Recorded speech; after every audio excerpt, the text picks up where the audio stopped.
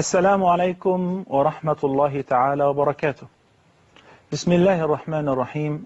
الحمد لله رب العالمين، والعاقبة للمتقين، ولا عدوان إلا على الظالمين، والصلاة والسلام على سيد الأولين والآخرين سيدنا محمد وعلى آله وصحبه أجمعين، ثم أما بعد.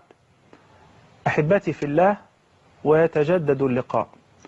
منذ عامين كان لنا عدة لقاءات مع ضيف كريم من الولايات المتحدة الأمريكية، كان له قصة مع رحلة من الضلالة إلى الهداية، بعد أن كان داعي شرك صار بفضل الله عز وجل من أكثر الدعاة تأثيرا في الساحة، واهتدى على يديه بفضل الله عز وجل خلق كثير. ضيفنا هو فضيلة الشيخ يوسف إستس. السلام عليكم ورحمة الله وبركاته. السلام عليكم ورحمة الله وبركاته. I guess everybody already knows you since we've been here 2 years ago. Everybody loves you so much. Everybody was so excited about the story of your Islam. So I would like to give you the panel to give a welcome greeting to the viewers and say whatever you want to say in the beginning before I start hammering you with questions. Yes, mashallah. Bismillah, alhamdulillah, wa salatu wa salam ala Rasulullah. Assalamu alaikum wa rahmatullahi wa barakatuh. Alhamdulillah kathiran. It's so happy chance for me, first of Taiba, such a good chance for me to be here today with all of you and be here in Cairo, Egypt, Al-Qahira, the place where the person came from who gave me the Shahada, and so much beauty, so much blessings, barakah coming from this place. How am I supposed to translate Farsa Saida? That's a good one. فضيلة الشيخ يوسف يرحب بالسادة المشاهدين وأقول أنها فرصة سعيدة جدا لزيارة مصر أرض الكنانة مرة أخرى، خاصة وأن فيها الشخص الذي كان سببا في إسلامه، وهذا عرفان من الجميل نقدره له. يسعدنا أن تشاركوننا باتصالاتكم ورسائلكم على الهواتف المعلنة على شاشة قناة الرحمة، ونبدأ إن شاء الله عز وجل بسؤال الشيخ بعض الأسئلة، ثم إن شاء الله نتواصل معه من خلال أسئلتكم أحبتي في الله. Sheikh Yusuf, after we greeted everybody and everything, we'd like to get into business, serious business. Okay. We really want to make the best use of our time here in the program. Absolutely. As usual. There are several things that we needed to discuss. In the previous meeting 2 years ago, we discussed the story of your Islam, how did you come to Islam and so on. Now there is a very important link, which is, you mentioned that your parents too have accepted Islam as well. All of you guys were involved in missionary business, in Christianity and so on. So how did your parents, particularly your father, how did you confront them with the fact that you've accepted Islam? Bismillah, alhamdulillah. The first thing I mentioned actually is that my father and his wife accepted this concept was not a problem. But my own mother, my biological mother, she didn't, and actually became very adamant against the idea of her son being one of those Muslims. So I think we should clear that up before we go any further. Okay. هذه معلومة أنا طبعا لم أكن على دراية بها. أنا سألت الشيخ أولا منذ عامين تناقشنا في قصة إسلام الشيخ، وأظن أن معظم الإخوة المشاهدين ملم بهذه القصة الرائعة التي لها رونقها وأثرت فينا جميعا، وكيف أنه كان يحاول أن يدعو أحد إخواننا المصريين إلى الدخول في النصرانية، فانتهى به الحال لأنه هو وزوجته وأهله جميعا دخلوا الإسلام. الشق الجديد في القصة أننا لما سألته كيف تقبل والدك خبر إسلامك، أنا أعلم أنهما قد أسلما، وكيف دعوتهما إلى الإسلام، فقال في الحقيقة الذي دخل في الإسلام أبي وزوجة أبي، أما أمي التي ولدتني فلم تدخل الإسلام، بل كانت في حيرة من أمري كيف انتهى بي الحال إلى الدخول في هذا الدين الذي يعلم الجميع كيف ينظر الغرب إليه. ونستكمل مع الشيخ إن شاء الله. What about your father and your stepmother, right? My father actually is the one who facilitated my coming into Islam by letting me meet Muhammad Abdurrahman. who, by the way, we met him today, but he had to go home to take care of his mother and family, so he wasn't able to be on the program with us tonight, but he's sending big salams to everybody. Great. He said, الشيخ يقول أنه بدون قصد أبوه والده هو الذي قدم إليه الشخص المصري الذي اسمه محمد عبد الرحمن، والتقينا به من قبل في حلقة خاصة، من أجل أن يشترك في تجارة سويا. هو لم يكن يعلم طبعا أن الحال سوف ينتهي بهم جميعا إلى الدخول في دين الله عز وجل، ولكن كان أبوه هو السبب في تقدمة محمد عبد الرحمن إلى الأسرة من خلال المشاركة في عمل ما أو تجارة. So my father actually met Muhammad Abdul Rahman in business, and when he told me, okay, I'm going to be doing business with a man from Egypt, I was excited. I was happy until he said he was a Muslim. Now this part everybody knows up to that point, but it was actually the way my father was so careful to protect Muhammad Abdul Rahman from any kind of slander or, you know, these Muslims are so and so and so. But my father was actually defending him from the beginning. And then when we talked about religion, and I said, you know, I am going to convert this man to Christianity. And my father is the one who said, no, leave him alone. He has his religion and there's nothing wrong with that.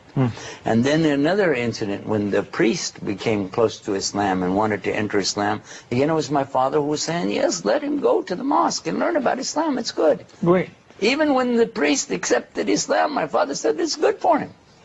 يقول أن والده كان رجلا معتدلا، لم يكن كباقي الغربيين المتعصبين والمهاجمين للإسلام، بل كان رجلا محايدا. فلما قدم محمد عبد الرحمن كشريك عمل لابنه يوسف أو جوزيف إستس، كان يوسف ينوي تنصير محمد عبد الرحمن، وكان والده الذي يقي محمد عبد الرحمن من أي مفاجآت ممكن يوسف يواجهه بها، من أي أسئلة ممكن تحرجه، من أي علامات تسبب له المضايقة إلى غير ذلك. وكان هناك قس آخر يقيم معهم جميعا. لما أظهر هذا القس الرغبة في زيارة المركز الإسلامي محمد عبد الرحمن والتعرف على الإسلام، كان والد يوسف إستس الذي يشجعه على ذلك، بينما كان يوسف يعارض ذلك بشدة.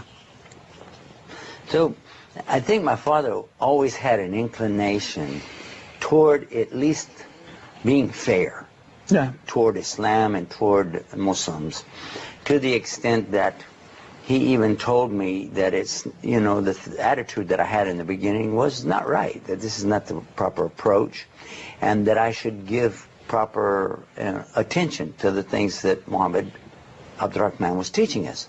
And actually, when we would sit around at night and have discussions, I was the one who was looking to do manadara, the debating, you know.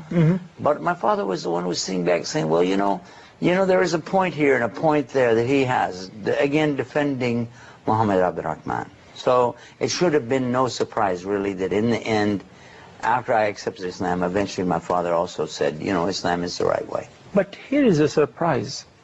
After all, it was you who accepted Islam before your father. Out loud, that's true, but maybe he accepted it in his heart and I didn't know it. I don't know about that. But after all, I mean, did it take a long time? I mean, after he accepted Islam, how long did it take him to declare his Islam? Translate everything to this point and give me time to think about how to explain this. Sure. الشيخ يوسف يقول كان باختصار، مثلا لما يلتقي الجميع على الطعام على العشاء مثلا، كان يحاول يوسف أن يدير مناظرة بينه وبين محمد عبد الرحمن الذي كان ينظر إليه على أنه سهل التنصير، ولكن الذي كان يقف دور المحايد والد يوسف إستس. وطبعا الشيخ يوسف يقول يزعم أنه لعله كان يميل إلى الإسلام ولكن سرا لم يظهر ذلك. أنا سألته سؤال وقلت له العجيب في الأمر أن مع أن أباك هو الذي أظهر لا أقول ميلا للإسلام ولكن كان رجلا معتدلا لم يكن مهاجما، العجيب في الأمر أن يوسف دخل في الإسلام قبل والده، فما السبب؟ So, I think the best way to explain it is to tell you something that happened. that after I came into Islam, I had this idea that I really need to debate with my father now. So I never stopped this debating business, you know. So I used to debate Christians about Christianity. Then I was going to debate a Muslim about Islam. And now I'm going to debate with my own father, who is the one that taught me about religion to start with. It seems like I had this problem of wanting to prove points that I didn't know what I was talking about. الشيخ يوسف يقول أنه كان له ميول إلى المناظرة ديبيت منذ الصغر، حتى أنه كان يناظر أقرانه في النصرانية. فلما أسلم الشيخ يوسف انتقل من مناظرة محمد عبد الرحمن ومحاولة إقناعه إلى الدخول في النصرانية إلى مناظرة أبيه، مناظرة والد الشيخ يوسف من أجل إقناعه بالإسلام. ويقول هذا الشيء كان في دمي وفي طبعي، وسوف نعلم نتيجة هذه المناظرة. So one night it got pretty strong. I was saying, Dad, it's so and so and so, and he would come with his points. My dad was a very calm person, very patient, very calm. The most serene of personalities I'd met in this life until I met some Muslims.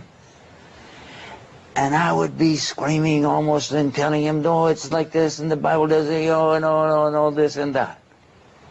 Especially about things about Allah in the Bible.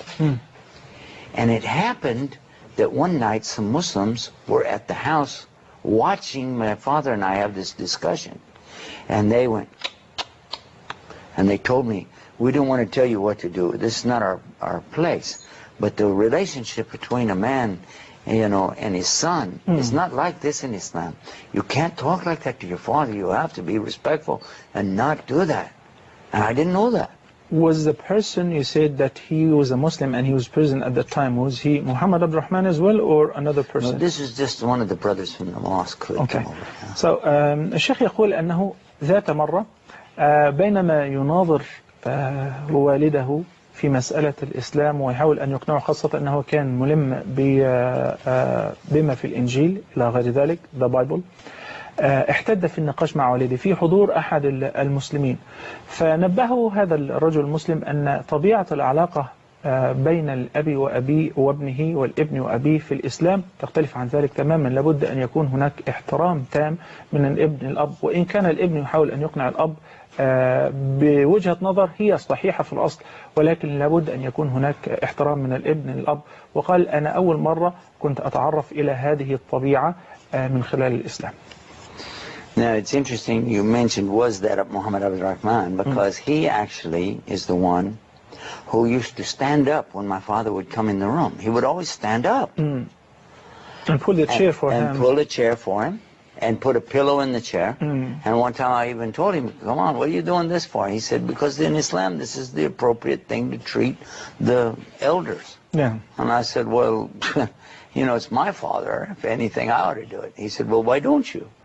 So I was learning already even from him how to treat your parents. يقول الشيخ بمناسبة أني سألته عن إذا كان هذا الشخص الذي حضر هذه المناظرة هو محمد عبد الرحمن أم لا أم شخص غيره، قال بالمناسبة أنا تعلمت من محمد عبد الرحمن أيضا أدب التعامل مع الوالد الذي كنا نفتقده في أمريكا. فمثلا يقول كلما حضر أبي خاصة عند الطعام يفزع محمد عبد الرحمن إلى الوقوف ويسحب له الكرسي ويوضع له المخدة على الكرسي من أجل أن يجلس. فسأله يوسف إستس لماذا تفعل هذا؟ قال هكذا أمرنا ربنا بمعاملة كبار السن إلى غير ذلك. فقال إذن أنا أولى منك بفعل هذا مع أبي. فقال ولما لا تفعل؟ So after I began to apply Islam, the teachings of Islam, not arguing with my father, just sitting there and listening to what he had to say and being polite and serving him, that's when everything started to really turn around. And that's when he started offering to take me to the mosque to pray, because it was about a half-hour drive. And he would take me up there. And he would sit in the car and wait for me. Or he might come in and take a chair and sit there. But he was not a Muslim yet. Did he accept Islam when he started offering you to take you to the mosque? Just tell the story, you'll see what happens. نعم. يقول الشيخ بعد ذلك بعد أن بدأ يحسن معاملة والده، بدأ والده هو الذي يعرض عليه أن يأخذه إلى المسجد وأصحابه وإن كان ينتظره في السيارة. Because something funny happened to me. And that was that After some months, there was what they call an ijtima, Yeah, gathering, it's a meeting. a gathering Yeah. for Islam in the mosque. And my father took me up there, and he sat there with me through the whole thing. He'd sat in a chair. And I'd be sitting there on the floor talking to my friends, you know. And one of them, he asked me, now, how long has your father been a Muslim? Because Wow. we saw him pray beside you guys. And I said, oh, he's not a Muslim, actually. He just believes, you know, there's only one God, and he really likes to be around the Muslim. But actually, you know, and I start trying to explain all this stuff. Then another Muslim asked me the same thing. How long has your father been a Muslim? I said, okay, well, he's not actually a Muslim, but he brings me up here all the time, and sometimes he sit in the chair and pray, and then another Muslim asked me, and I was saying all this stuff, you know. And finally, somebody said, well, how long has your father been a Muslim? I said, he's sitting right there, why don't you ask Why him? don't you ask him? Yeah. And what was the answer? They said, sir, how long have you been Muslim? My father smiled, and he looked at me, and he looked back at them, and he said, about a year. Really? Now, that would have been before I was. Exactly. And was that true? I mean, did he really accept Islam? Yeah, and he said his shahada, by the way. Before you. No, he said his shahada in front of me after that event. Oh, but that means you understood from that he has been a Muslim before you. At least in his mind. It was his words, not mine. اوكي هذا أمر شيق جدا. الشيخ يقول أن والده كان يصحبه إلى المركز الإسلامي. أحيانا يجلس في السيارة حتى ينتهي يوسف من الصلاة، كان مبتدئ في التعلم في الصلاة إلى غير ذلك. وبدأ ذات مرة يدخل معه ويجلس، لأنه كان رجل مسلم كان يجلس على الكرسي.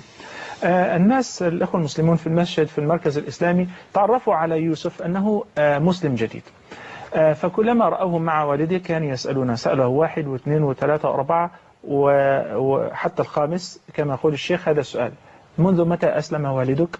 فكان دائما يجيب أنه لم يسلم بعد، ولكنه فقط يأخذني إلى المسجد يصحبني إلى غير ذلك. فلما سأله الشخص الخامس قال: ولما لا تسأله؟ فذهب هذا الشخص المسلم ليسأل والد يوسف: منذ متى أسلمت؟ قال: أسلمت منذ عام. وهذه أيضا مفاجأة بالنسبة لي شخصيا، لأن لم أكن أعرف ذلك. ثم نطق بالشهادتين. يقول الشيخ يوسف إجابة على سؤالي لي: هل فعلا والده كان أسلم قبله، وتقديم محمد عبد الرحمن للأسرة كان من باب تقديم الإسلام في صورة فطرية عفوية إلى الأسرة بالكامل أم لا؟ فقال: نحن لم نكن نعلم أبدا بإسلامه، ولكن على الأقل أنه قال أنه كان يؤمن بمسألة التوحيد قبل ذلك بعام، ولكنه نطق ساعتها بالشهادتين في المركز الإسلامي، أي بعد إسلام يوسف إستس. How long was it after he accepted Islam that he pronounced his Islam, his shahada? It happened one time when he was having an attack, and I was taking him to the hospital. You mean a heart attack? It was like a mini stroke or something like this. And on the way to the hospital, I was so worried, you know, if he died or something like that without shahada. And although he was suffering, I felt the need to say to him, Dad, you know, please, what do you really believe? I don't want to put the words in your mouth, but what do you believe? He said, about what? I said, about God. He said, well, God is one. I said, yeah, what about Trinity? He said, it doesn't exist. Now, my father was an ordained minister, and now he's saying it doesn't exist. He said it never existed, and I never believed in it. I only believe in one God. Even though when he was a minister? He said Jesus is a prophet. And I remembered that he used to tell people that, and I didn't really think about the value of what he was saying, because you know, when my dad talked, people listened. You know, he had a very calming way of saying things, and you didn't ever feel upset. And the way he was saying it, there is only one God. And Jesus is his prophet. Well, it does say that in the Bible. So when it came to the second part, I said, well, what about Muhammad? I just said, what about Muhammad? He said, and he is the prophet of God. Ajib. So there you have it, you know. And then after that, my father would ask me sometimes. He'd even call me, come over and show me more about the prayer. Let's go to prayer together. It was. I really amazing. want to add this before I start translating, which is you made a very important remark when you said that when he had an attack and you escorted him to the hospital, you said that you were very worried that he might die without saying the Shahada, right? Yeah. Would you explain to the viewers, please, what difference does it make if somebody dies outside the folds of Islam? Ooh, ooh, ooh. This is a subject for big scholars to talk about, and I've read some of the books and actually wrote in English about 9 points of the Shahada. And it frightens me even to think, even now, when I read those points, do I really have all these points? Because if a person dies with the Shahada, it is a guarantee that person will go to the paradise, provided these points are all there. Adhering to it, dying on it, denying what negates it, confirming what affirms it, and the idea of knowing it, saying it, pronouncing it, all of these things are a part of the Shahada. Shahada, as you know better than me, is to bear witness to something. But it's not just to say it with your mouth, but it is to understand it with your mind and act with your body, but most important is to feel it in your heart. Do you have anything in your heart against your Shahada? Oh, and so many Muslims I've dialogued with over the years have confronted this problem themselves and realized they had to clean their own hearts to be sure their own Shahada was working. So what about if somebody dies without the Shahada, without recognizing the oneness of God? Because I'm not Allah, I'm not going to say I know what will happen to anybody other than what we know from the Quran and the Sunnah. But what we know from Prophet Muhammad, peace be upon him, in regard to a particular ayah in the Quran, in Surah Al-Imran, chapter 3, verse 185, وَمَا يَبْتَغِي غَيْرُ الْإِسْلَامَ دِينًا فَلَا يُقْبَلَ مِنْهُ وَهُوَ فِي الْآخِرَةِ مِنَ الْخَاسِرِينَ. And because you all know Arabic, I don't need to translate it. But with regard to this, there's a hadith in Sahih al-Bukhari that says that whoever of the Jews and Christians hears about me and my message and doesn't accept Islam, then they will be in the fire. So it's very clear that if a person knows and understands that there really is one God and Muhammad's a messenger, then there's no real option left. هذا المقطع مهم جدا أحبتي في الله، ومن خلاله نتبين هذه النعمة الكبرى التي نحياها نحن المسلمون الذين ولدنا في الإسلام. يقول الشيخ ذات مرة وأبوه في حالة مرضية شديدة، كان مصاب بشبه سكتة، فأسرع به إلى المستشفى، وفي الطريق طلب من أبيه أن ينطق بالشهادتين. ثم أنا علقت على هذا الجزء وقلت له: لماذا؟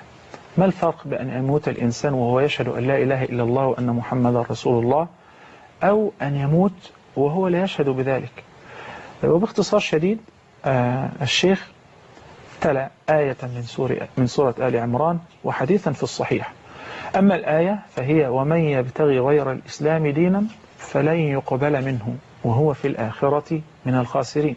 وأما الحديث فثبت أن النبي صلى الله عليه وسلم قال: ما يسمع بي يهودي ولا نصراني ثم لا يؤمن بي إلا كان حقا على الله أن يدخله النار، أو ما معناه. فالشيخ يؤكد على هذه المسألة، مسألة أن يتشبث الإنسان بالتوحيد وأن يموت على الإسلام. هذه نعمة من الله عز وجل بها علينا. وأنا الآن سوف أسأله سؤال عن حادثة حدثت مع النبي صلى الله عليه وسلم وأسمع تعليقه عليه. You just reminded me with an incident, this Jewish boy who was serving the Prophet sallallahu alaihi wasallam. Yes. And when he got sick, yes, the Prophet sallallahu alaihi wasallam rushed to visit him. This is a message to the Jews who say that how much Islam came to destroy them and hate them, etc. So Nabi sallallahu alaihi wasallam visited him, and when he recognized that he was about to expire, he asked him to say one thing. You know it. What was it? And would you reflect on the reaction of the Prophet ﷺ when he smiled afterward and he said, what? Yes, actually the hadith, and you know it much better than me, the English that we understand from it, that the Prophet Muhammad, peace be upon him, knew about this boy, the Jewish boy, who was a very good boy, you know, and he was dying. Prophet ﷺ went to him because he kept asking for the Prophet. So they sent for the Prophet ﷺ to come. And when he went to the boy just looked up into his eyes, and the Prophet ﷺ just knew, you know, he just knew.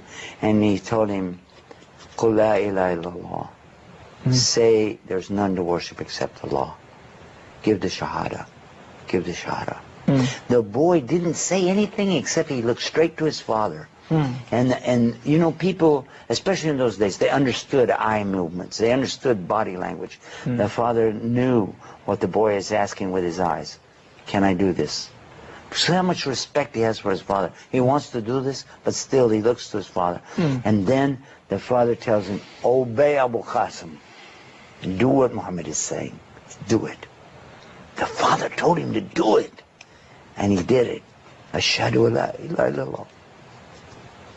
Ashhadu Muhammad Rasulullah. And the boy expired. And the Prophet ﷺ was seen leaving, smiling. So much they could see his molar teeth. He was smiling. And he was happy. He said, this is one who is saved from the fire. So, that word saved him from fire. سألت الشيخ عن حديث يعلمه الكثير منا، ألا هو لما مرض غلام يهودي كان يخدم النبي صلى الله عليه وسلم، فلما علم النبي صلى الله عليه وسلم بمرضه عاده في بيته، نظر إليه وقال له يا غلام قل لا إله إلا الله.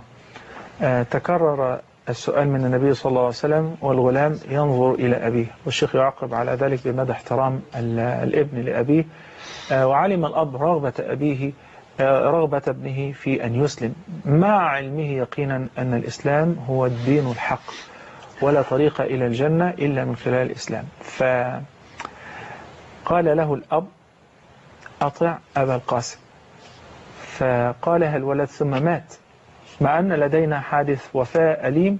النبي صلى الله عليه وسلم تبسم وقال الحمد لله الذي أنقذه بي من النار. يا له من مشهد مؤثر نستفيد منه أنه لا نجاة ولا نجاء إلا بالتوحيد، توحيد الخالص الذي لا يخلد به العبد في النار مهما بلغت معاصيه، لأن الله عز وجل يغفر الذنوب جميعا إلا الشرك. إن الله لا يغفر أن يشرك به ويغفر ما دون ذلك لمن يشاء.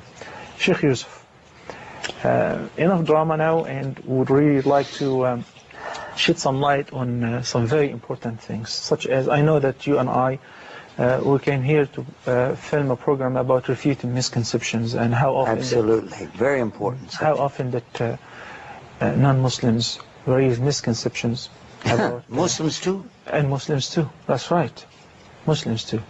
This is really weird, isn't it?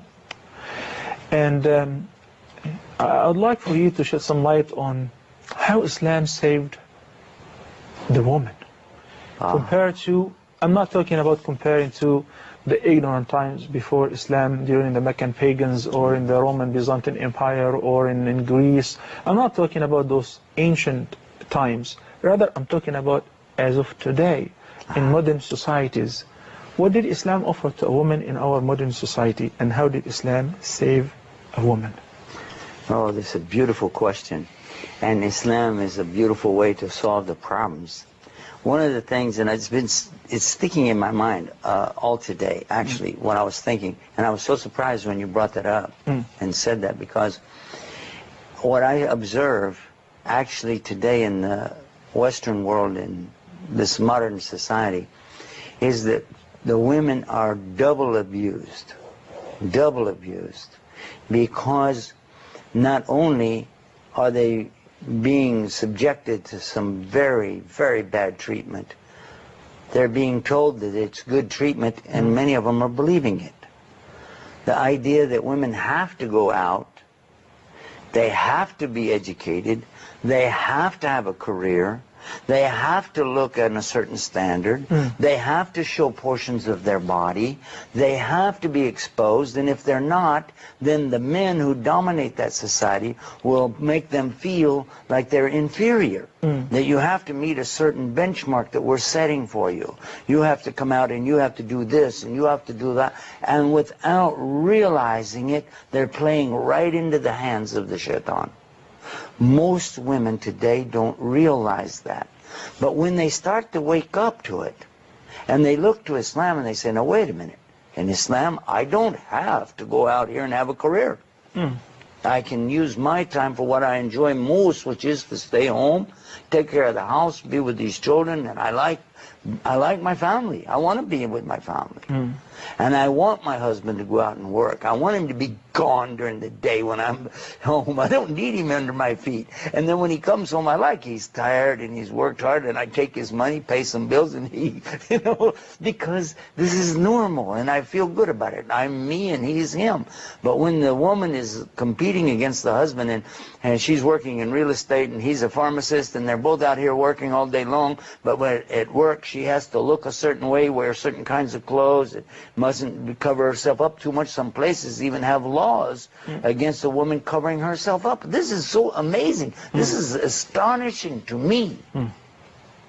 Because I remember back years ago when there were laws that prohibited women from showing their legs. They couldn't. In the 60s, when they started raising the legs, the skirts on the legs, then here's what's happening. In some of the states in the United States, they're talking about laws that they have, city laws, and can they do this, can't do it on TV. Now it's the other way around. If a lady would like to cover up her hair in France, for instance, oh, wait a minute, why are you doing it? Are you cold? Okay, then you can do it. Huh? Are you working around food? Okay, you can do it. But you're a Muslim? No, take that off of there. You can't have that. Is that right or wrong? It is, to some extent, at least. This is what's happening. Yeah. So Islam is coming to break down this and give the woman back her rights and let her make choices based on what she feels rather than what she's being tricked into believing. جزاك الله خيرا. من أهم الأسباب الرئيسية لزيارة الشيخ يوسف هو تسجيل برنامج لدرء الشبهات الموجهة للإسلام من أعدائه. لما ذكرت ذلك قال بل ومن بعض أبنائه. وهذا تعقيب خبير ومطلع على الأحوال، فكثير من أبناء الإسلام أو على الأقل من ينتسبون إلى الإسلام اسما فقط يصوبون إليه سهمهم. فمن أهم المواضيع التي سوف نناقشها في برنامج درء الشبهات مسألة المرأة. وأنا لما سألت الشيخ يوسف كخبير في الدعوة في العصر الحديث ومن أنشط الدعاة في هذا العصر ومن أنجحهم، سألته لا نريد أن نقارن الحقوق التي حب الله عز وجل بها المرأة في الإسلام والتي قدمها الإسلام للمرأة بما كان قبل الجاهلية، قبل الإسلام في الجاهلية، ولكن نريد أن نقارن ما قدمه الإسلام للمرأة في مقابل ما تعيشه الآن المرأة في الغرب. هل الحياة الحديثة وهذه الحداثة قدمت للمرأة أي من الحقوق وضمنت لها الحرية وضمنت لها الاستقرار وضمنت لها راحة البال، أم ما قدمه الإسلام لها؟ فقال بلا تردد أن الحياة الغربية الآن والحياة التي نعيشها ظلمت المرأة مرتين. الظلم الواقع على المرأة الآن يضعف ويزيد على الظلم الذي كان يقع المرأة حتى قبل الإسلام. ويضرب بعض الأمثلة فيقول أودعت الآلة الإعلامية في عقلية المرأة أنها لابد أن تتخرج وتحصل على شهادة عليا وأن يكون لها وظيفة، أن يكون لها استقلالية، وأن تبحث عن مظهرها، وأن تنافس الرجل في كل مجال ومكان. وبذلك ظلم المجتمع المرأة التي كانت سيدة شريفة عفيفة ترعى مهمة من أعظم المهام، ألا وهي أن تستمتع بتربية الأبناء، تنشئة الجيل، ولا يشغلها مسألة الربح وكسب المال، لأن هذه المسألة وضعت على عاتق الرجل بالكلية.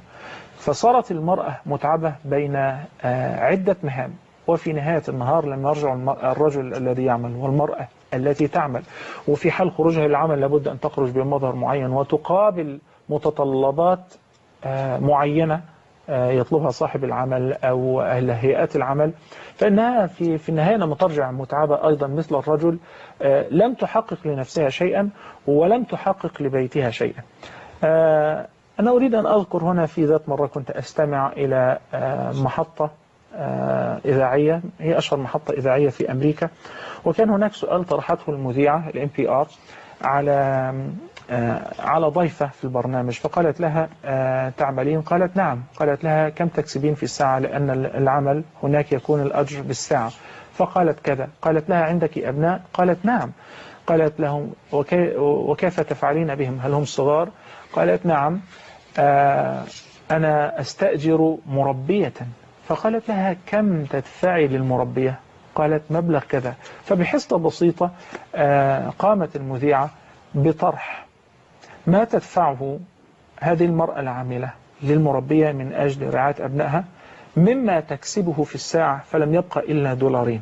فقالت هل هذا يستحق أن تخرجي للعمل وأن ترهقي نفسك وأن تفقدي متعة تربية أبنائك وأن تكوني بينهم وأن تغامري وأن تخاطري بأن تضعي أبنائك في يد قد لا تكون أمينة من أجل $2 في الساعة؟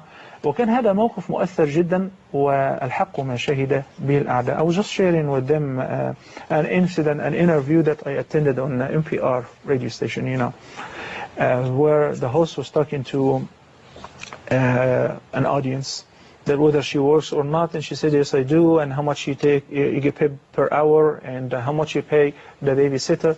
So she deducted whatever she pays to how much she makes an hour, and the result was only that $2 an hour remaining. She said, is it really worth it to go out and to be deprived from the joy of raising your kids and to risk your kids by putting them in the hands which could be very risky?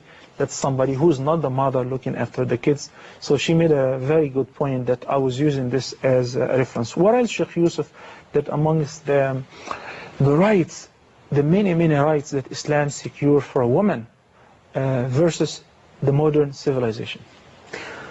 It's another lovely question, because one of the things that happens when you come to Islam and really understand it and have this grasp is that Islam is providing for all places, all people, and all times.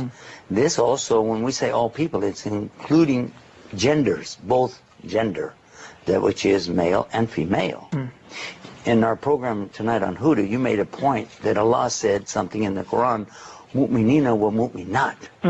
And when Allah does this, He could have just made it clear from one statement, but He made a double statement so that you don't just say, okay, believers. No, believing men and believing women. Yeah. We find this, I believe you mentioned in Surah Al-Hasab, chapter 33. It's mentioned in verse 35 and 36, when Allah is being very emphatic about that. The believing man and believing woman, the fasting man, the fasting woman, and He's doubling up on this constantly. Correct. And so today we have a tendency, though, to overlook that and jam it together. Even in translations, the translators say the believing men and women and don't give this beautiful distinction. So it's important for us to come back and look to the Quran and the Sunnah to realize that stuff we've taken for granted, even thrown away, we were throwing away something beautiful. أحبتي في الله، يقول الشيخ من أجل ومن أجمل النعم والحقوق التي من الله عز وجل بها على المرأة ذكر النساء مرات عدة في القرآن، بل إفرادهن بالذكر أو ذكرهن مع الرجال على قدم سواء في مسألة المساواة في الأجر وفي العمل. وذكر بعض الأمثلة آية الأنبياء المؤمنون والمؤمنون والمؤمنات بعضهم أولياء بعض، وذكر آية الأحزاب إن المسلمين والمسلمات والمؤمنين والمؤمنات. فالتأكيد على ذكر اللفظ المؤنث هنا ليس فقط إقرارا بوجودهن، ولكن مساواة المرأة على قدم وساق في مسألة الأجر والثواب والحساب والعقاب مع الرجل. هذا لم يكن معروفا من قبل، وهذا أيضا غير واقعي وغير صحيح في الحياة العملية في يومنا هذا. لهذا أحبتي في الله نأتي إلى ختام الشق الأول من حلقة الليلة. فاصل قصير ثم نعود فانتظرونا. السلام عليكم ورحمة الله وبركاته. على قناة الرحمة كان لقاؤه الأول في الفضائيات المصرية. الله أكبر الله أكبر. وها هو ذا يعاود اللقاء. أشهد أن لا إله إلا الله. الداعية الإسلامي الكبير يوسف إستس يواصل مفاجآته على قناة الرحمة. الحمد لله رب العالمين.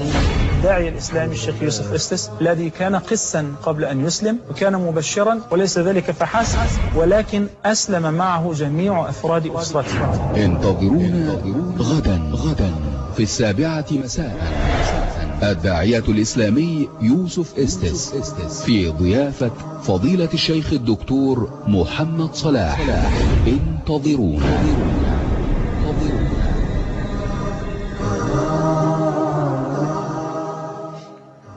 I just watched this promo. السلام عليكم ورحمة الله وبركاته. أنا عود حميد. That's embarrassing. كان شيئا جيدا جدا. يعني شاهدنا سويا هذا الفاصل وتذكرنا سويا منذ عامين كان أول ظهور للشيخ يوسف في مصر على الفضائيات مطلقا هنا فعلا، حيث حان وقت الأذان وأذنت للصلاة وكان مشهدا مؤثرا. But they added echo to make it sound better. You sound good anyway. Okay. Sheikh Yusuf, I know for sure that mashallah you excelled everybody else in the field of da'wah to the extent that mashallah I know that many people can accept Islam at once you give a speech. But before commenting on that, let's take some phone calls because people have been waiting. Oh, this is a live show and we have phone calls. And this is Khalid from Jesus. Assalamu alaikum Khalid. MashaAllah. Assalamu alaikum Khalid. السلام عليكم. وعليكم السلام ورحمة الله. ازي حضرتك يا شيخ يوسف؟ السلام عليكم يا شيخ يوسف. وعليكم السلام ورحمة الله وبركاته. I love you for Allah. أنا أحبك في الله. أحبك الله ضعف الثاني الأزلي. ربنا يبارك لك يا رب يا شيخ محمد. جزاك الله خير. ربنا يعزك يا رب يا شيخ محمد صلاح. بارك الله فيك جزاكم الله خير. شيخنا أنا عندي رسالة هقولها باللغة الإنجليزية للشيخ يوسف. اتفضل أبشر. شيخ يوسف, I have a message to all the world that the Muslims doesn't happy when anyone killed or died. That is not our goal, but our goal is when we hear anyone say أشهد أن لا إله إلا الله وأشهد أن محمد رسول الله. This is the key of the paradise, and I hope all the Muslims enter the rank of paradise with the Prophet Muhammad صلى الله عليه وسلم and his companions صلى الله عليه وسلم. وأسألكم الدعاء، وأنا والله العظيم بحبكم كلكم في الله، وربنا يبارك لك الشيخ يوسف، وكلنا في انتظار شائق للحلقة بإذن الله بتاعت بكرة بتاعت حضرتك والشيخ الحويني، وبارك الله فيكم ونسألكم الدعاء. جزاك الله خير يا خالد. Thank you so much. جزاكم الله خير. أخت أم لؤي، السلام عليكم ورحمة الله وبركاته. وعليكم السلام ورحمة الله وبركاته. تفضلي. ازي حضرتك يا دكتور؟ الحمد لله. ربنا يبارك فيك يا رب. مرحبا وعودا حميدا يا شيخ إستس على قناة الرحمة. جزاكم الله خير. سعداء بلقائك. كنت سألت حضرتك سؤال المرة اللي فاتت وما جاوبتوش. حضرتك كنت أذنت الأستاذ محمد عبد الرحمن في المول وقلت لفظ الشهادة. لما أسلمت وقلت لفظ الشهادة، إيه فرق إحساسك بين الاثنين؟ لما قلتها وأنت مش مسلم، لما قلتها وأنت مسلم؟ حاجة تانية بعد إذنك، دلوقتي حضرتك وأنت بتتكلم استشهدت بآيات لكن ما قرأتش الآيات باللغة العربية. ليه؟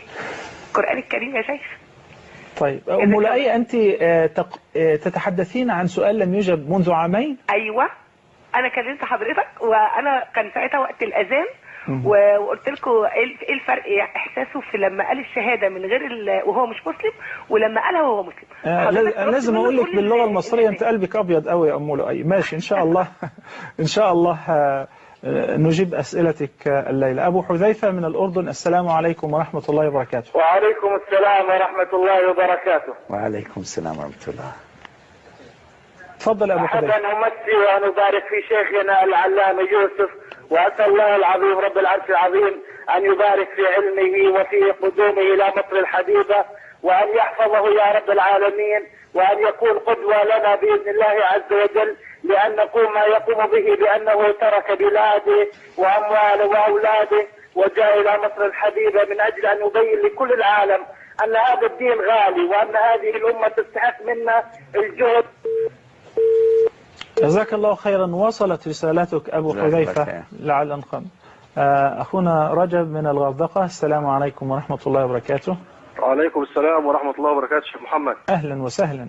صلى الله يبارك فيك. اللهم امين وفيكم وفي المستمعين والمشاهدين يا رب.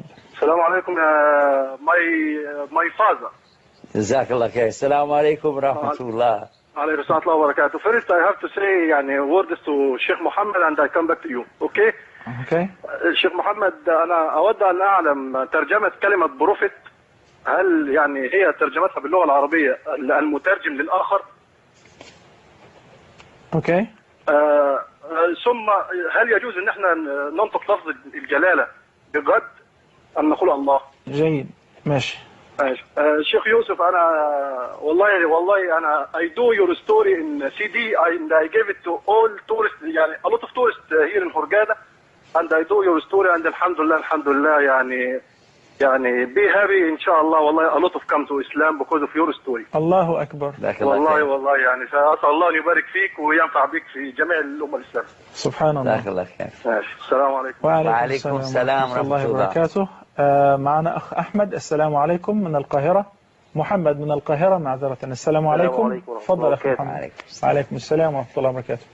احنا بصراحة سعداء جدا بالشيخ يوسف في مصر الحبيب، ونقول له مرحبا بك، وقلنا نحبك في الله. أحبك الذي أحببتنا فيه، جزيت خيرا. شكرا أخي محمد. الأخت نهلة من الشرقية، السلام عليكم. السلام عليكم ورحمة الله وبركاته. وعليكم السلام ورحمة الله وبركاته. بارك الله فيك يا شيخنا يا محمد، وأسأل الله أن يجعل ما تقدمه في ميزان حسناتكم. آمين آمين. تقبل. كيف حالكم يا شيخ يوسف؟ الحمد لله ما شاء الله. السلام عليكم. بارك الله فيك ورفع الله قدرك. جزاك خير. وأقول أولا الحمد لله على نعمة الإسلام، الحمد لله، وكفى بها نعمة. الحمد لله. وأسأل الله أن يثبتنا وإياك على الحق، وأن يجعلك سببا في هداية الكثير، فلأن يهدي الله بك واحدا خير لك من حمر النعم. ولي سؤال شيخنا محمد فلتسمح لي به، بارك الله فيك. تفضل. وسؤالي هو: هل كان لأخلاق الشيخ وسلوكه وسمته دور في الدعوة إلى الله؟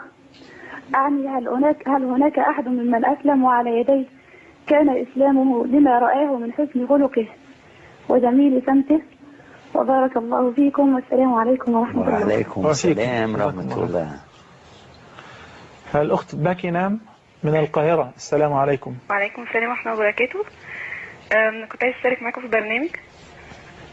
ممكن ترفعي صوتك شوية لو سمحتي؟ أيوة، أنا كنت عايزة أشترك في البرنامج. تفضلي، يسعدنا. والأول أنا مبسوطة جدا بصراحة، يعني لما بتبقى فيه نماذج كده إن هم بغبتهم بصراحة الشيخ يوسف، إن هو ما شاء الله عقله هو اللي دل إن هو يسلم يعني. كان عندي سؤالين. الأولاني هو دايما احنا بنقول إن الغرب بيبص للمسلمين للإسلام بصورة خاطئة يعني، فكنت عايزة أعرف اقتراحاته إن احنا نعمل إيه ممكن عشان نخلي الصورة دي تبقى أحسن. نعم. للغرب. وتاني سؤال، ان دايما الانسان بيبقى عنده زي كبر ان هو يكبر منك دعوة. عنده معذرة، عنده مثل ايش؟ كبر ان هو يكبر منك دعوة. نعم. ان انت تدعي حاجة معينة، دايما بيبص الاسلام ان هي حاجة ارهاب، او ان هي حاجة يعني بيبقى صعب ان هو يغير تفكيره يعني ليها. فكنت عايز اعرف برضو يعني هو الشيخ يوسف بيعمل ايه يعني عشان يدعي الناس يعني. طيب ابشري ان شاء الله. أخت أم عماد من القاهرة، تفضلي. السلام عليكم. وعليكم السلام ورحمة الله. أهلا بك يا شيخ يوسف. السلام عليكم ورحمة الله. أهلا بك. شكرا أم عماد، جزاك الله خيرا. That was fast. That was the fastest one. But it was not ours though. Oh. I don't think I cut her off. أنا هاخذ هذا الاتصال من أخ أبو قتادة من الأردن، ثم نتمهل قليلا في الاتصالات حتى نجيب على بعض الأسئلة. معنا إن شاء الله لقاء حار غدا هنا على شاشة قناة الرحمة، ولقاء يعقبه على شاشة قناة الحكمة إن شاء الله عز وجل، فسوف يكون لدينا متسع من أخذ اتصالات أخرى. أبو قتادة، السلام عليكم ورحمة الله وبركاته. وعليكم السلام ورحمة الله وبركاته. تفضل. عليكم السلام ورحمة الله. كيف حالك يا شيخنا؟ الحمد لله والشكر لله. والله إنا نحبك في الله. ما شاء الله. ممكن بعد إذنك يا دكتور فضيلة الدكتور ممكن بس أوجه كلمة لشيخنا يوسف ستيتس. تفضل.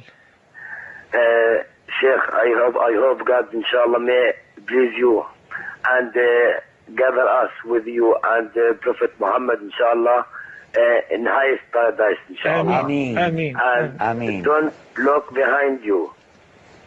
Go on. Our hearts inshallah with you. Yes. Jazakallah, very good advice. That's a nice message, Abu Lu'ay. My heart crying while crying. But go on, please. Jazakallah khairan, Abu Qatada. MashaAllah. Don't look in the rearview mirror, look through the front windshield. Exactly. Good point. Jazakallah khair. Ameen. And Allah put all of us in His Jannatul Firdaus A'la. Ameen. أنا أستميح الإخوة المشاهدين عذرا إن شاء الله حتى ننتهي من التعقيب على بعض هذه المكالمات، ثم إن شاء الله نستكمل أخذ التليفونات. أخت أم لؤي, she remembers that she asked a question 2 years ago when you were here back then, and the question was not answered, or a part of it.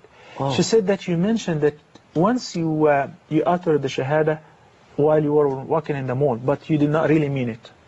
I don't recall that, but this is what she says. Then once again, you uttered it when you were ready to accept Islam and you meant it. What was the difference? How did you feel about saying the Shahada as just a statement? Yeah, if I'm not mistaken, I think the conversation was about the time that my friend Muhammad was going to pray, and we were in a market. And I had an amplifier sitting there that we were selling it, actually. So I turned it on, and he was telling me about how they call the adhan from the minarets. He'd been telling me for some time. So I said, well, how does that work? I know that first part because I'd heard him say it, Allahu Akbar. So I took the microphone. I said, Allahu Akbar, Allahu Akbar. What comes next? He said, what are you doing?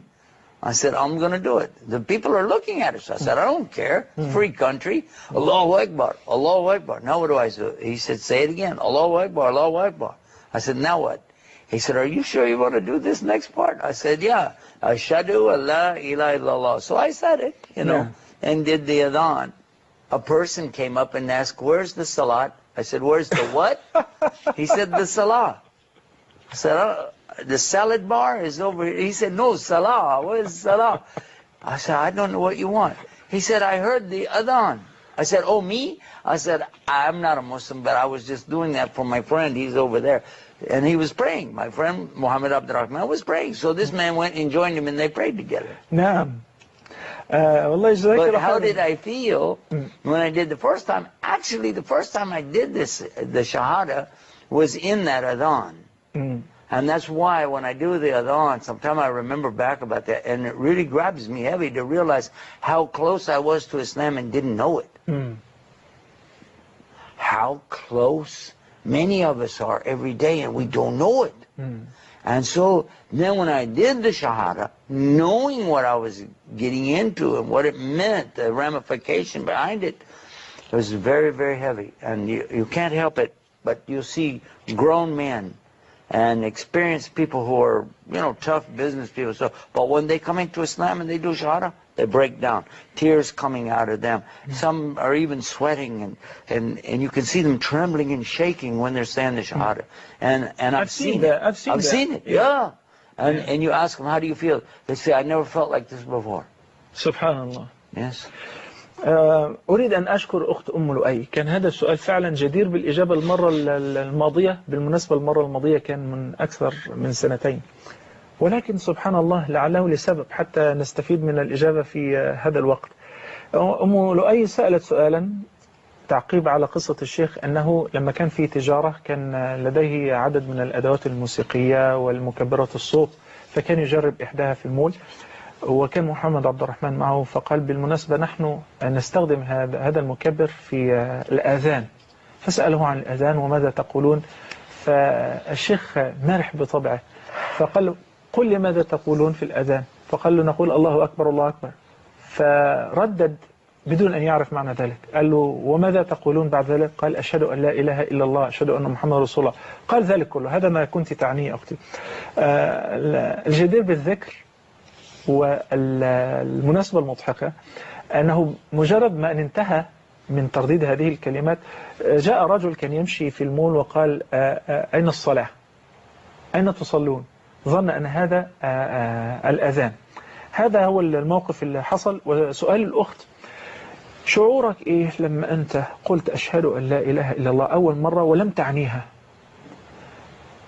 ثم لما قلتها وأنت تدرك معناها وتعنيها وانتقلت بذلك من الكفر إلى الإسلام؟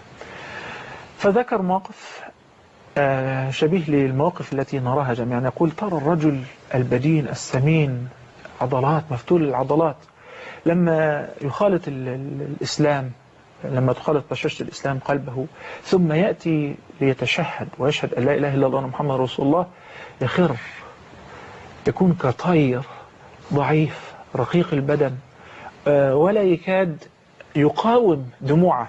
وهذا رأيناه بكثرة، رأيناه بكثرة. فالحمد لله عز وجل ما يقول الشيخ أنه شعر أنه إنسان مختلف تماما، وكل هذا الجبروت الذي كان فيه انقلب إلى ضعف وذلة بين يدي الله عز وجل. وخالطت الفرحة البكاء، فرحة قلبه دموع عينه. الأخت أيضا كانت تتكلم عن تلاوة بعض الآيات بالعربية، وأنا سمعت الشيخ يتلو بعض الآيات بالعربية وهو يشتغل على مسألة تعلم العربية، لكن المسألة ليست بهذه السهولة.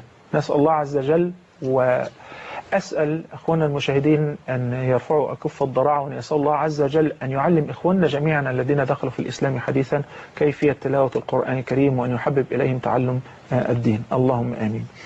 الأخ رجب من الغردقة.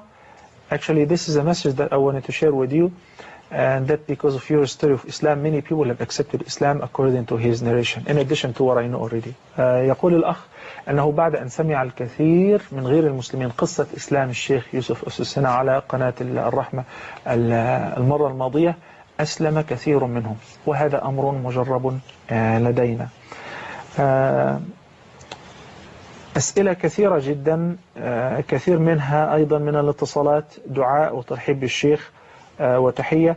الأخت باكي نام تتكلم عن الدعوة، والمتلقي للدعوة أحيانا يشعر بكبر، وهذا يمنعه من تقبل الدعوة. باكي نام, she was asking about some of the invitees, they feel arrogant, you know, and they're reluctant to comply with the truth even if they know it and they admit to it, but because of arrogance. And basically this is what the Prophet ﷺ has said, that arrogance is a barrier between a person and entering heaven. So what's your comment on that? And she also say, how do you overcome such problem? First of all, arrogance, I think you call it kibr in the Arabic language, and it is a very serious problem for all people. Without doubt, all of us suffer to some degree at different and various times on this subject of kibr. So, and I'm no exception to this rule, myself included.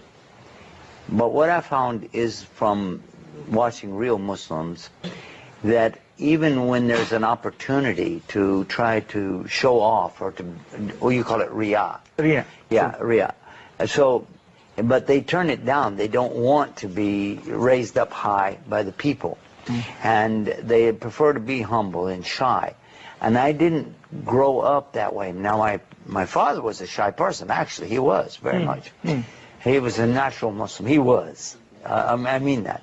But for me, I had this problem. I wanted to always be out there and be boisterous and be the number one of everything that I did, win contests for my ability to, you know, excel in my work, for salesmanship, marketing, and showmanship in the presentations we used to do. So when I came into Islam, that was one of the first things to try to deal with. And the first of all things was to put my head on the ground. That was the first thing, because if I don't want to put my head on the ground, how would I be a Muslim? And imagine this was the exact problem of Iblis, a'udhu billah. He didn't want to make sajda. And for this reason, he is cursed.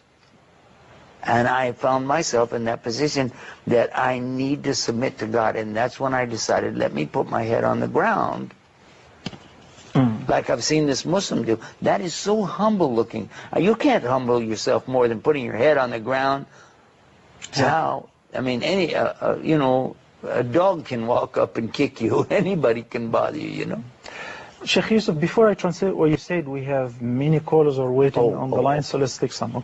أخ محمود من القاهرة، السلام عليكم. وعليكم السلام ورحمة الله وبركاته. جزاك الله خيرا على الانتظار. تفضل. محمد. أهلا وسهلا، حياكم. تفضل أخي الحبيب. اسمح لي أتكلم مع الشيخ يوسف. تفضل. تفضل. شكرا. هلو، السلام عليكم ورحمة الله وبركاته شيخ يوسف. وعليكم السلام ورحمة الله وبركاته. I love you for Allah. أنا أحبك في الله. I just want to ask 3 questions. The first question is as soon as possible. How to approach an atheist? Because atheists, you know, they have so much arrogance and they are stony-minded and they are not like Christians. How to approach them in order to convert them to Islam? The other question is actually a suggestion. I'd like to do some kind of guidelines for how to ask for Islam or how to convert Christians to Islam. Just like a form of scheme or something or guideline. If this person is something, how to approach this person, how to... everyone has a key. You understand me, Sheikh? Exactly. You know, the best answer to this question is to refer to one of your websites. Yep, but let's take Isra min Hilwan. Assalamu alaikum. We're going to do that in a minute. Let's take the next caller. وعليكم السلام Isra, تفضلي. والله أنا بهني الشيخ يوسف يعني كتير يعني بأن ربنا سبحانه وتعالى يعني أنقذه سبحان الملك يعني من الشرك ومن الضلالة يعني. الحمد لله. وبعد قلبي نور الإسلام يعني وكفى بها نعمة. والله بحب يعني أقول له الآيتين دول. أعوذ بالله من الشيطان الرجيم. يا أيها الناس قد جاءتكم موعظة من ربكم وشفاء لما في الصدور وهدى ورحمة للمؤمنين. قل بفضل الله وبرحمته فبذلك فليفرحوا هو خير مما يجمعون.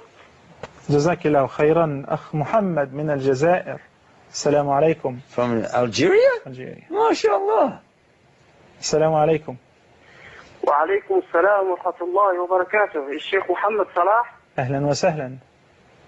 وأشهد الله جل وعلا أني أحبك في الله. أحبك الذي أحببتنا فيه.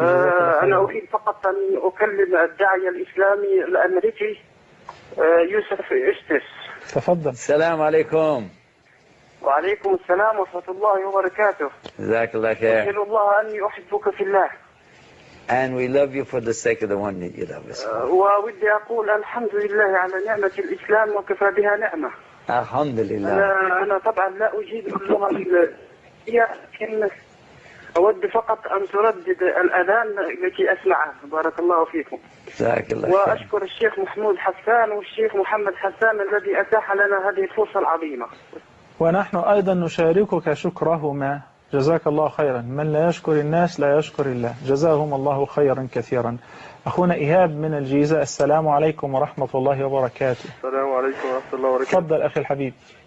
جزاك الله عنا خيرا. وجزاكم. والله يعلم الله أني أحبكم جميعا في الله. أحبك وأتمنى أكون خادم لكم. بارك الله فيك. السلام عليكم. السلام عليكم ورحمة الله وبركاته. وعليكم السلام ورحمة الله وبركاته. أستأذنك في حاجة وريت الشيخ صلاح يترجم لك. اتفضل. أتمنى إن إحنا بجد إن أنا أعزمك على الغداء.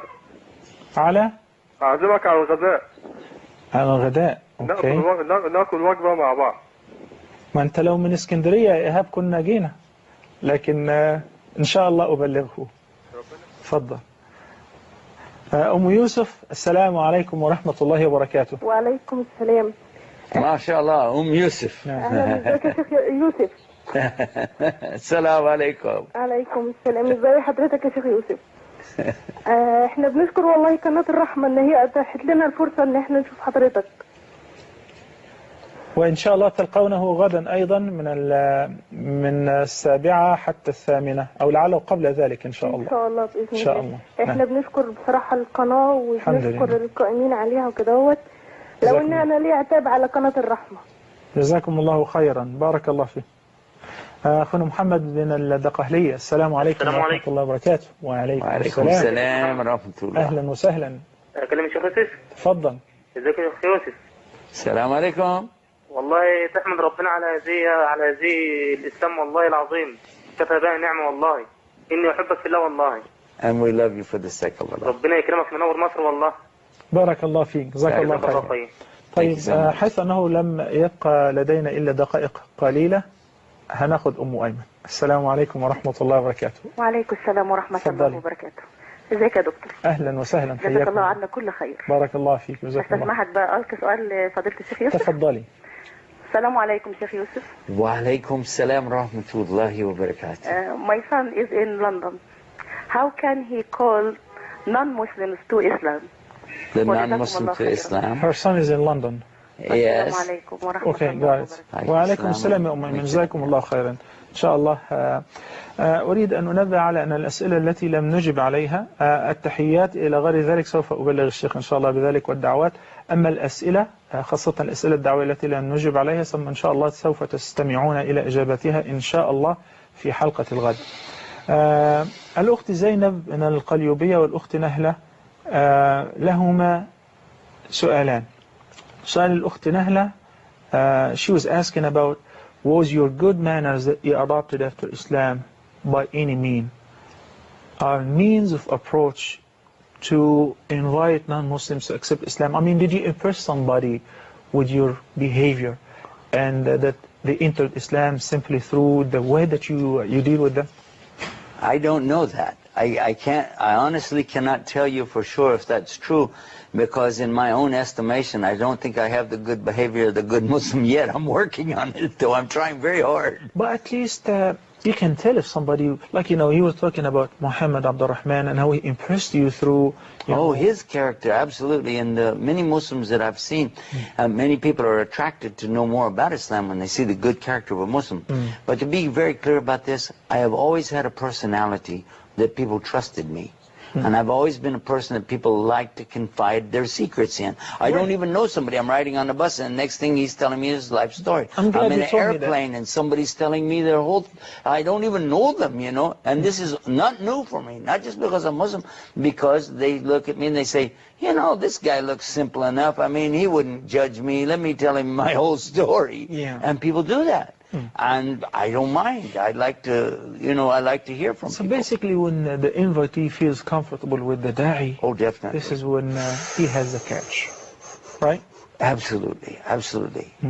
How do you feel if you go to a doctor, and he's qualified, he has those pictures on the wall all about his degrees and everything, he has all the equipment, but still he looks at you and goes, well, and you're like, okay, wrong doctor. Sheikh Yusuf, in the last couple of minutes, it's only a couple of minutes, 2 minutes, Zainab was asking that since you have this humorous personality, if you can share with us one of the funny stories that you experienced, funny situations. Can you do that in 2 minutes? Then we'll resume tomorrow, inshallah. I think that's a very good idea. But before I do, I really don't want to leave you without giving you these websites. If someone is an atheist, or if they're a Muslim that doesn't practice Islam, the biggest problem in all of us is really the same thing, is Allah didn't guide us yet. So to begin, it's like you go to a safe. You know a safe? And a safe that keeps money. You don't just go up there with a hammer and start beating on it and hope that it will open. You need to know the combination. And the combination, it begins with what? Dua to Allah. So we pray and ask Allah to guide the people, then we go through the steps. I have to translate this. الشيخ يوجه دعوة إلى المشتغلين بمسألة الدعوة أن القلوب مثل الخزائن والخزنة التي عليها قفل، أما على قلوب أقفالها. من أجل أن تستطيع أن تدخل إلى ما بداخل هذه الخزنة، أن تفتح الباب، لابد مش من مطرقة لكسر الخزنة، ولكن من أن تعرف الأرقام، الكومبينيشن. قال الشيخ هذه الأرقام يمكن الحصول عليها بالدعاء، أن تدعو الله عز وجل لهذا الشخص بالهداية. للأسف الشديد مضى الوقت ولم نشعر به، خاصة مع هذا الفيضان من التليفونات، ونعدكم إن شاء الله عز وجل إن قدر الله لنا أن نستكمل الحديث غدا أثناء برنامج Our Belief، ونجيب عن هذه الأسئلة العالقة في حلقة الغد إن شاء الله. وحتى الحين أترككم في رعاية الله وأمنه. استودعكم الله الذي لا تضيع ودائعه. سبحانك اللهم وبحمدك، نشهد أن لا إله إلا أنت، نستغفرك ونتوب إليك. والسلام عليكم ورحمة الله وبركاته.